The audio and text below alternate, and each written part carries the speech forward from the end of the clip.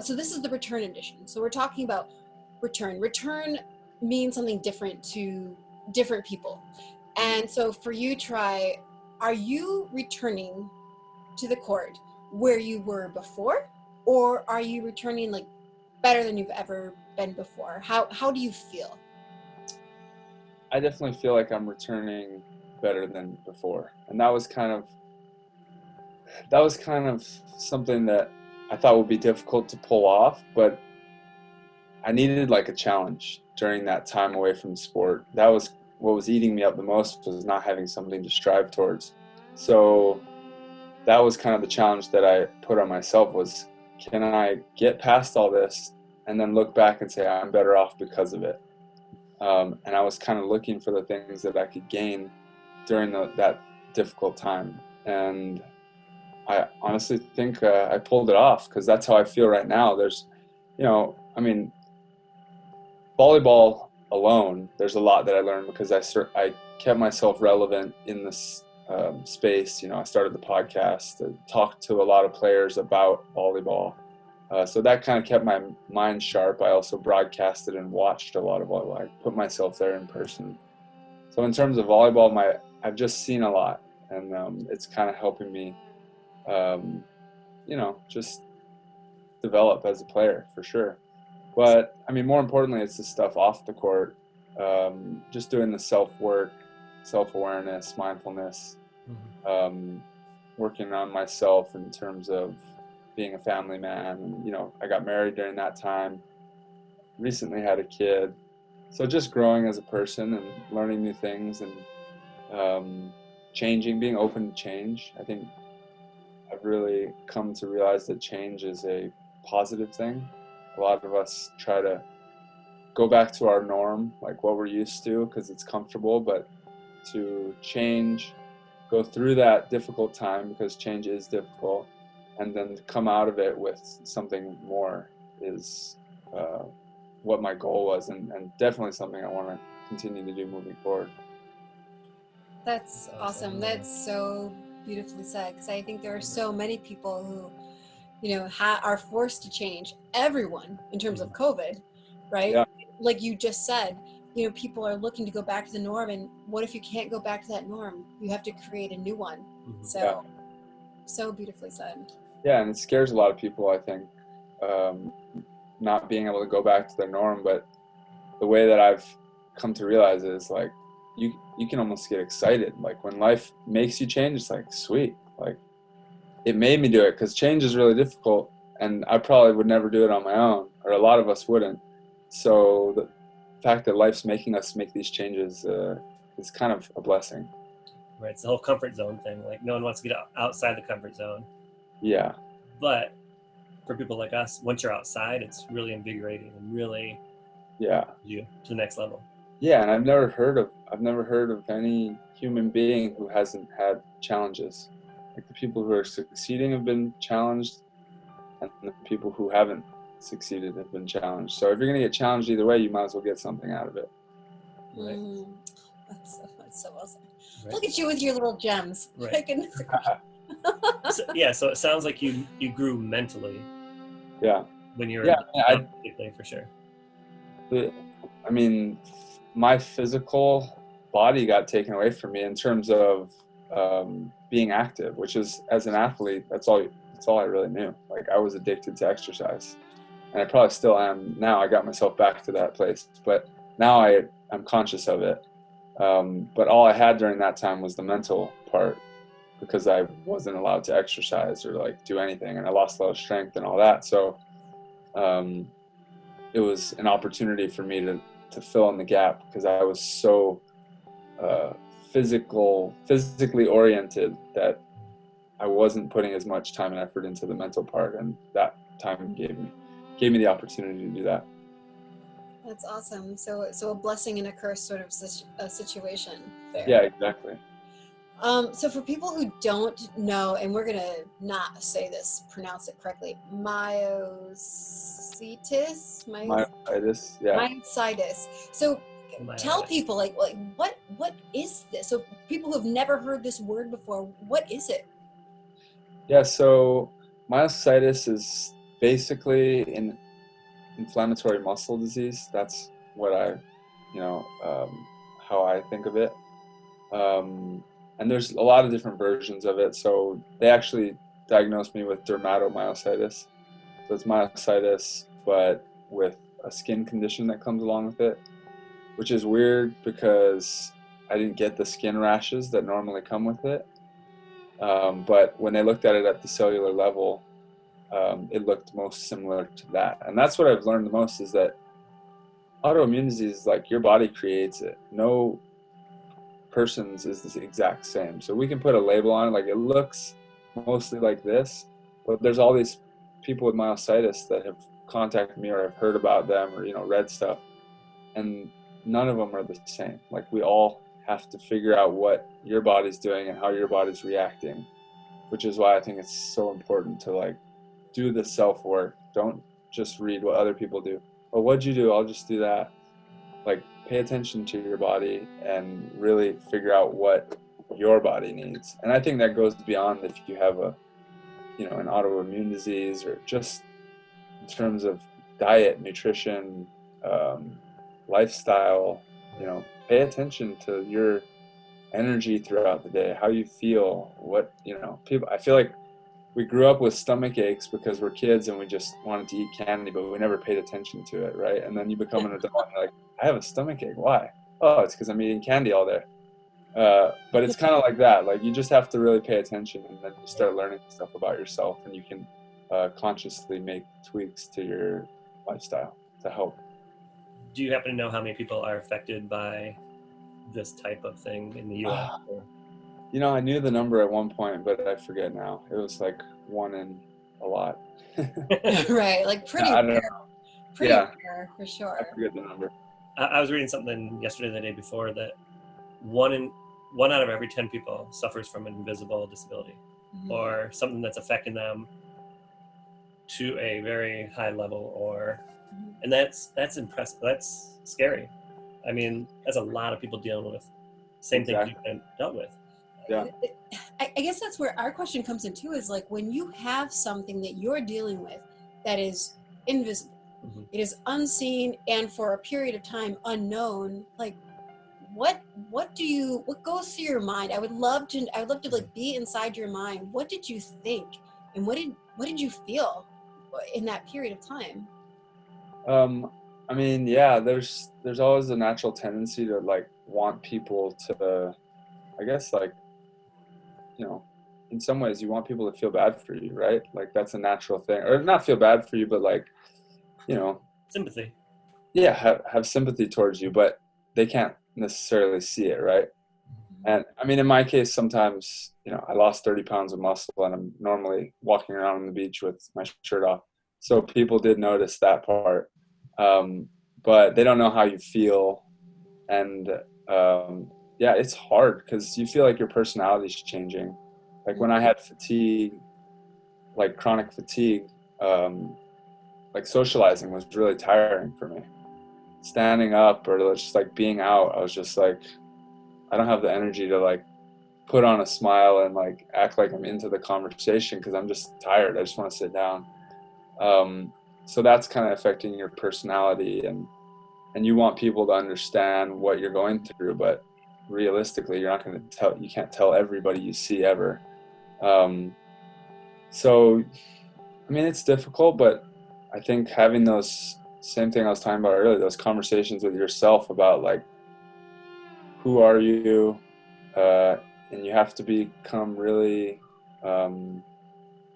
secure with yourself, and like you know who you are, you know what you're up against, and you just have to kind of give yourself a lot of self-love during that time and give yourself a break. Don't take things so seriously like you probably would in normal circumstances, but also hold yourself to standards and like encourage yourself to get out there and like beat the thing, like take on the challenge.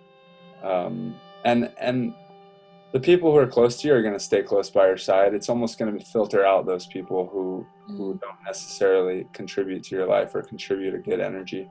So just trusting that, and then being grateful for the people that do stick by your side, and knowing that you're becoming closer with them. That's another thing that you're going to gain from it, you know. Like my relationship with Gabby, we got married during that time, but she, you know, was there every single day, like fully taking care of me. So that, like, we're going to have for the rest of our lives. That's so beautiful. That is. Yeah. At any point during this, did you encounter people that didn't support you or didn't believe you? Yeah, there was, you know, nobody outwardly didn't support me, but there was definitely people that were around less, and I definitely noticed that, and it didn't feel great, that's for sure, especially in a time when I needed that, like the friends to come hang around, even when I didn't have the energy to go hang out with them. So I had some friends that would come to me and just be cruising with me, and that was like the biggest thing for me. And then others who didn't show up quite as much. And that, I mean, you know, people are all on different paths of their lives. So I try not to have animosity towards it, but yeah, definitely like changed my group and shifted people around in it, and filtered certain people out. And so you've used that word a couple of times, and I really love that it's this autoimmune disease has served as a bit of a filter, right? And to figure out and define like what's authentic, what's genuine, what's, you know, and so again, when we're looking at those, you are very much a glass half full guy, aren't you? Yeah, I think so. I think that comes from my mom. My mom and dad are very different, but my mom's like always like positive everything. She could get, you know, hurt or whatever, and she won't complain about it. And I kind of probably got that side more than anything from her. Well, it's a beautiful side. It is. I can relate. Everything's a positive. Yeah. Like, I can't move my arm today. Well, you know, I'll use my other arm. I got it, brother. It doesn't mean that things don't suck. It's just, you just kind of, I don't know. It just doesn't make sense to me to dwell on the negative things. Like, this is not going to help me, so I'm just not going to do it. You know, I'm just going to move past it find the positive of it. Because I mean, dwelling on the negative part is just like complete waste of time to me. Right. So looking back now, do you feel the hardest part to overcome in all this was the physical, the mental, or the social? That's a good question.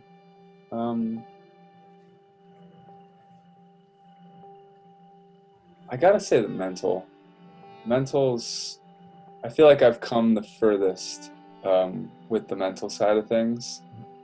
Socially, definitely made some changes, and I think I'm better off there, but maybe not quite as much strides as the mental. And the physical was, I mean, when you're a professional athlete, you're basically injured at all times to a certain extent. And I learned this even more being out, because my knees didn't hurt, like certain things on my body didn't hurt. Like your shoulder's always going to hurt when you play volleyball and just swing at a ball all day. And I'm like, wow, these things like have hurt for 10 years straight, and like I don't even think about them anymore. I didn't realize that wasn't normal. So you're kind of used to your body hurting in one way or another, and the fatigue was the worst part. Like, yeah, it hurt to like sit down in chairs and like walk around, but being out of sports, which is like my detox, is like, you know, if I'm stressed out, I go surf or like do something active. But then having the fatigue where I was too tired to do anything like that, and then I wasn't supposed to do activity, that was kind of the hardest part to get over, where it was almost like a boredom and anxiety that I was feeling at all times. So that was probably the biggest challenge. Yeah, and so when you say just now, you know, that you weren't allowed to, like you weren't supposed to go and do these things, which probably made you want to go and do them even more. Someone tells you, no, you can't do that. Yeah. I think it's the same thing. I mean, we can't identify in the same way, but certainly like with COVID, the moment it's like, nope, go stay home. You're kind of like, oh, I want to go out. Yeah, exactly. No, totally. And I think what I went through before has trained me like in a huge way to go through COVID. And now I see a lot of people kind of going through similar situations for themselves. And this time actually feels a bit easier, I think, than it would for other people for me, because I had gone through that. Yeah. And it's kind of going back to a familiar place, except for now everyone's going through it together. And that's kind of that social aspect you're mentioning, is like, before it was only I'm going through it, and it was a bit lonely. But now it's kind of everyone's going through it. I can relate, I can help people. And it's, well, also I'm able to continue to make a living at this time, which I'm really grateful for. Even if it's just, the few AVPs, it's a lot better than nothing. So, For sure. speaking of, did you ever fear that you wouldn't come back? Yeah, did you ever doubt? Yeah. I did have to have that conversation with myself, and I want to say it was pretty brief. I don't remember like dwelling on it that much.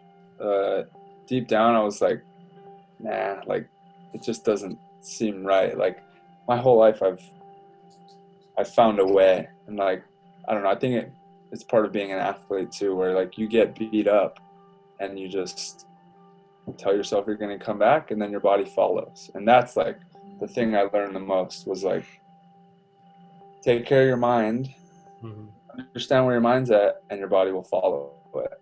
I even read some books on that stuff, and I'm like fully sold on it, that our body follows our mind, and we basically can create our own chemistry. And yeah, it's pretty fascinating actually. But I did have the conversation with myself, like, would I be okay if volleyball was taken away from me, or if this was forever? I never believed it would be forever, Right. but I had to have the conversation, like, would I be okay? And I was like, yeah, I'm gonna make it work, whatever happens. But I don't believe that's gonna happen, and I believe that there's things I can take from this right now, that if I can get through it, I can be better when I come back. And that's what I just focused on, and that like fed my desire to come back. And now that I'm back, and I won my tournament, I'm back winning, I'm on top. Now it's like, I feel like I just broke through the surface, and I'm like, okay, now we can start going where I wanted to go. But I have more tools now. That's kind of how I'm looking at it. I'm kind of back where I was, but now I got all these weapons to use, which is like the mental game and all the stuff that I've learned. So it's cool. That's awesome. I've always been a fan of positive thoughts have positive outcomes. Yeah. For sure. You have to think it positive to get through to the positive side. Yeah, because I mean, that dictates all of your actions, right? Your physical actions are based off your thoughts, and your body only learns things through habit, basically, right? So if you're thinking these things all the time, then you're doing these actions all the time, and then now you're gaining the knowledge, whether it's through your muscles and body and sport, or just mental reps. All this so super inspiring. And for other people out there who have an invisible disability of their own that they're dealing with, or a visible disability they're dealing with, like, what if you could just give them one piece of advice, like you're to sit there and you're face to face with them, what would you say to them to give them hope when they go to sleep at night? What should they be telling themselves?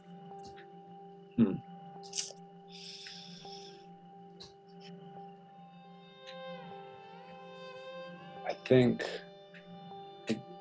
I gotta say what we were just talking about, which is take care of the mind and the body will follow. Or the quote I really like is, whatever you think, you're right. Yes. So if you buy into all this negative stuff, it might follow you. It's gonna be there because it's up here.